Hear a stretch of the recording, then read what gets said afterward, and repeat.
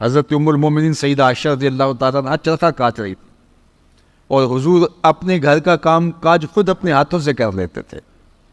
تو حضور کسی کام میں لگے تھے کہ حضور کی مبارک پیشانی پر پسینے کے قطرے نمودار ہوئے، اور جب حضور کے رخ نور پر پسینے کے قطرے نمودار ہوئے تو یہ چرخہ کاٹتے کاٹتے رک گئی۔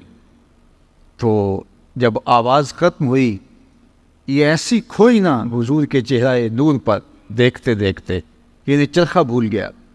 تو حضور علیہ السلام اپنے دھیان میں کام کر رہے تھے، تو جب دیکھا چرخے کی آواز بند ہو گئی تو حضور نے دیکھا تو عائشہ رک کے ٹک ٹکی باندھ کے حضور کے چہرے کو دیکھ رہی ہے۔ تو حضور نے کہا عائشہ کیا ہوا؟ تو حضرت ام المومنین نے کہا حضور آج اگر ابو کبیر الحزلی ہوتا تو اسے اپنے شعر کا مصداق آپ کا چہرہ دکھائی دیتا، جس میں اس نے اپنے محبوب کے رخساروں پر جو ہے وہ شبنمی قطروں کا ذکر کیا ہے۔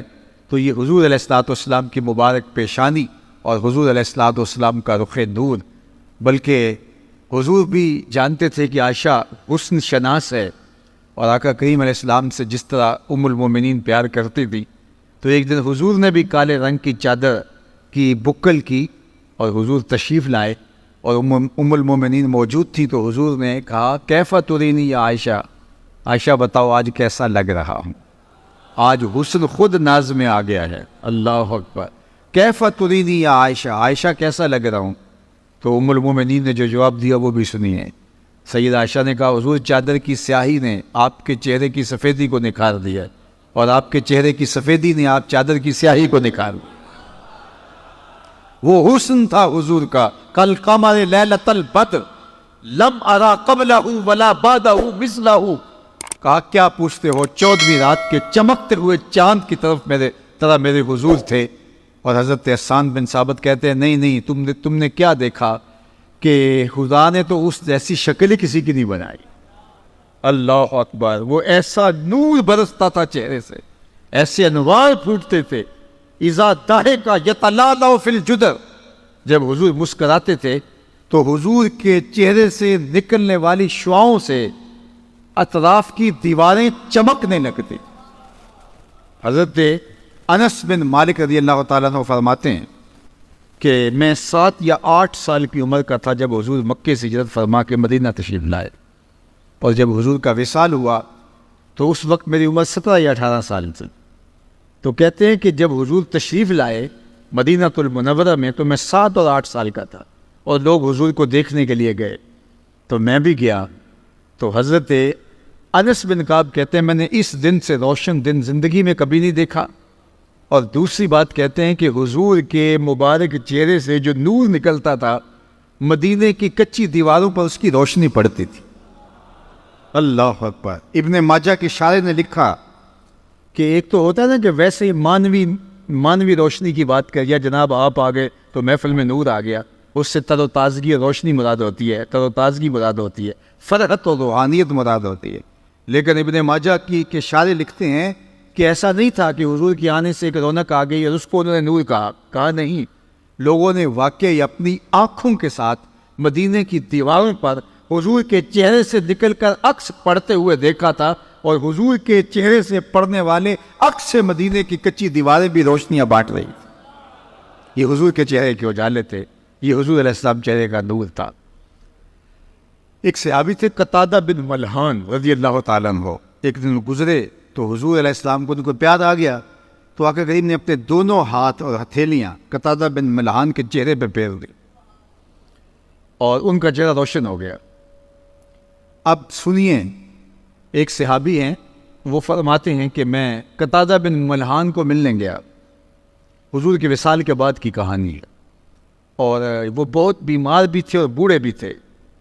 کہتے ہیں میں ان کو ملنے گیا تو وہ چارپائی پہ بیٹھے ہوئے تھے، اور میں ان کی پائنتی کی جانب بیٹھ گیا، اور میرا رخ ان کے چہرے کی طرف تھا اور ان کا رخ جو ہے وہ میری طرف تھا۔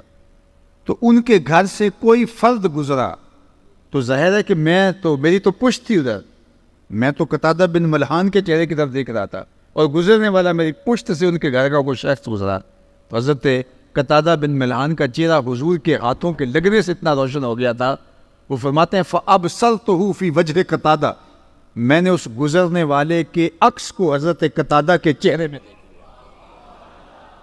اللہ اکبر، جن کے ہاتھوں کے لمس سے چہرے آئینے کی طرح روشن ہو جائیں، ان کے اپنا ہی چہرہ نور کی صورت اور عالم کیا ہوگا۔ اسی لیے تو ام المومنین سیدہ عائشہ رضی اللہ تعالیٰ عنہا فرماتی ہیں کہ میں گھر میں کوئی چیز سی رہی تھی کہ میرے ہاتھوں سے سوئی گر گئی، اور حضور کا گھر ہے اور دیے میں جلانے کے لیے تیل بھی نہیں، مالک کونین ہیں، گو پاس کچھ رکھتے نہیں، دو جہاں کی نعمتیں ہیں ان کے خالی ہاتھ میں۔ تو کہا حضور کے گھر میں دیے میں جلانے کے لیے تیل بھی نہیں، اور میں پریشان تھی کہ اب یہ گمی ہوئی سوئی کیسے ملے گی۔ اتنے میں حضور تشریف لے آئے۔ تو آپ سنیے ام المومنین کیا کہہ رہی، فَتُبُيِّنَتِ الْعِبْرَةُ بِشُعَاعِ نُورِ وَجْهِهِ، کہتی ہے جو ہی حضور تشریف لائے، حضور کے چہرے سے اتنی روشنیاں نکلی، اتنے اجالے پھوٹے کہ میں نے گمی ہوئی سوئی کو تلاش کر دیا۔ یہ چمک اور دھمک تھی اس چہرے کی کہ وہ چہرہ نور بانٹتا تھا، وہ چہرہ اجالے بانٹتا تھا۔ کل قمر لیلۃ البدر لم ارى قبلہ ولا بعدہ مثلہ۔ اللہ اکبر، کہا میں نے ان جیسا نہیں دیکھا، نہ کبھی پہلے دیکھا نہ بعد میں دیکھا۔ مکھ چند بدر شاہ شانی ہیں، متھے چمک دی لاٹ نورانی ہیں، کالی زلف تے اکھ مستانی ہیں، مخمور رکھی ہیں مد بھریاں۔ اور میرے امام نے کہا کہ بلبل نے گل ان کو کہا، کمری نے سروے جاں فضا۔ بلبل کی ان منتہائے پرواز تو یہی ہے کہ وہ کسی کو پھول کہہ دے، پھول سے آگے بلبل سوچ بھی نہیں سکتی، لیکن اس نے بھی پھول کہہ دیا۔ ذرا شعر کا حسن دیکھیے، بلبل نے گل ان کو کہا، کمری نے سروے جاں فضا۔ حیرت نے جھنجھلا کر کہا، یہ بھی نہیں وہ بھی نہیں۔ خورشید تھا کس زور پر، کیا بھڑ کے چمکا تھا قمر۔ بے پردہ جب وہ رخ ہوا، یہ بھی نہیں وہ بھی نہیں۔ وہ جمال، وہ حسن، وہ خوبصورتی اللہ نے اپنے محبوب کے چہرہ انور کو عطا کی۔ تو فرمایا ملیحن، اور تیسری چیز فرمائی مقصدہ، حضور متوازن تھے، اور یہ بہت کمال حضور کے حسن کا ایک نمایاں پہلو ہے۔ چیزوں کا توازن حسن ہوتا ہے۔ کسی کا پیٹ اٹھا ہوا ہو اور جو ہے وہ سینہ پیچھے کی طرف ہو تو اچھا بھلا انسان اپنی خوبصورتی کھو دیتا ہے، اور پیٹ بہت زیادہ چپکا ہوا ہو تو پھر بھی خوبصورتی وہ نہیں رہتی۔ تو بہترین توازن کیا ہے؟ سینہ اور پیٹ دونوں برابر ہوں، یہ ہے توازن۔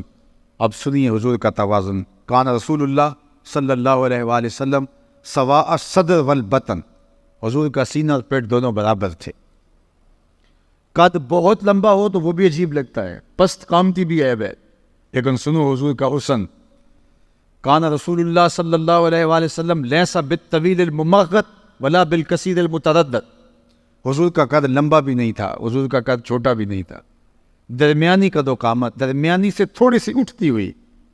لیکن سنو جو دوسری کہانی ہے، حضور کا قد لمبا نہیں تھا، حضور پست قامت بھی نہیں تھے، حضور کی قد و قامت متوازن تھی، اور اونچے قد کے لوگ مجمع صحابہ میں موجود ہوتے تھے، حضرت عباس، حضرت عمر۔ لیکن حضور جب موجود ہوتے، اللہ اذا جامع الناس غمرہم، حضور کا قد لمبا نہیں تھا، لمبے قد والے لوگ کھڑے ہوتے اور مجلس میں موجود ہوتے، لیکن حضور تشریف لاتے تو حضور کے کندھے لوگوں کے سروں سے اونچے دکھائی دیتے۔ قد لمبا نہیں تھا لیکن اٹھتا ہوا قد حضور کا ہی دکھائی دے۔ اللہ اکبر، یہ حسن تھا، یہ حضور کا جمال تھا۔ ابل الذرائین والسعدین والزندین، ہاتھ، کلائیاں، بازو سب اعتدال کے ساتھ حسین۔ اللہ اکبر، کان رسول عظیم الحامہ، حضور کا سر انور موزونیت کے اعتبار سے بڑا خوبصورت تھا۔ آنکھیں سرمگی تھی، بال مکمل گھنگریالے بھی نہیں تھے، بالکل سیدھے بھی نہیں تھے، بلکہ تھوڑا سا خم لیے ہوئے تھے۔ توازن، ہر معاملے میں حضور کا توازن اللہ نے اپنے محبوب کو عطا فرمایا، اور یہ حسن اللہ نے اپنے محبوب کو عطا فرمایا۔ یہ باب ہے حضور کے حسن کا، اور یہ میلاد کا عنوان ہے۔ ایک حدیث آپ کے سامنے رکھی اور مضمون اگر اسی پر آگے لے کر کے جائیں تو یہ عنوان ہی ایسا ہے کہ انسان کی حیرتوں کی انتہا جو ہے وہ یہاں ہے کہ میں کیا کہوں اس حسن مجسم کے بارے میں۔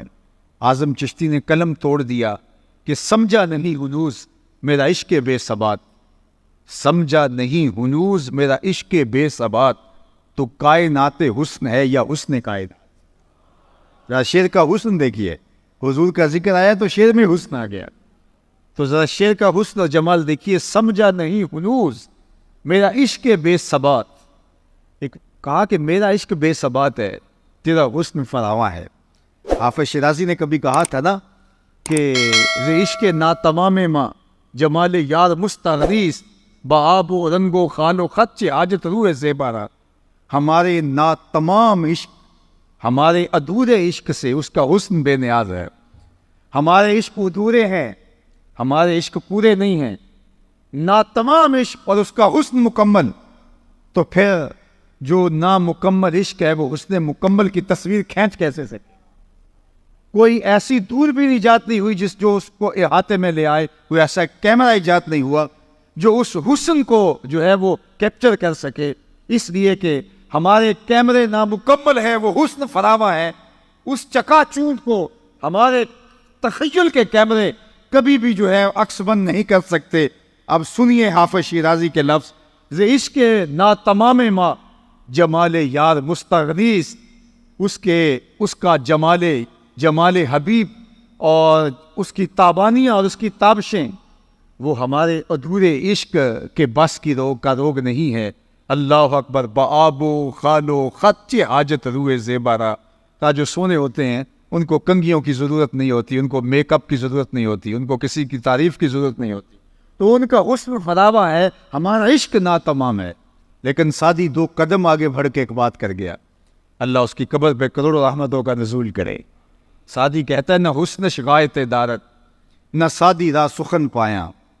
کسی نے تو بے بسی کا اظہار کر دیا، میرا عشق ناتمام ہے لہٰذا میں آگے بڑھ نہیں سکتا، میں یہیں سے واپس آ رہا ہوں.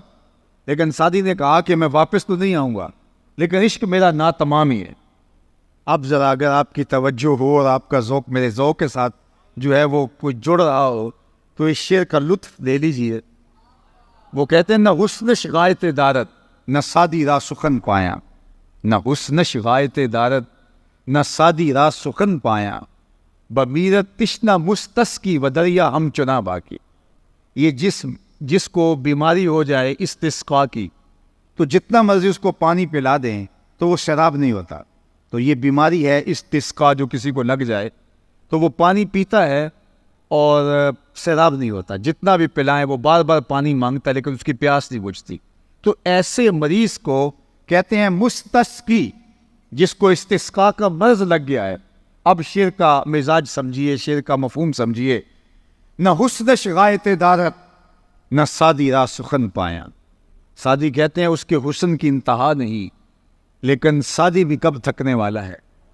نہ اس کے حسن کی انتہا اور نہ سادی کا کلام جو ہے اس کی کوئی انتہا.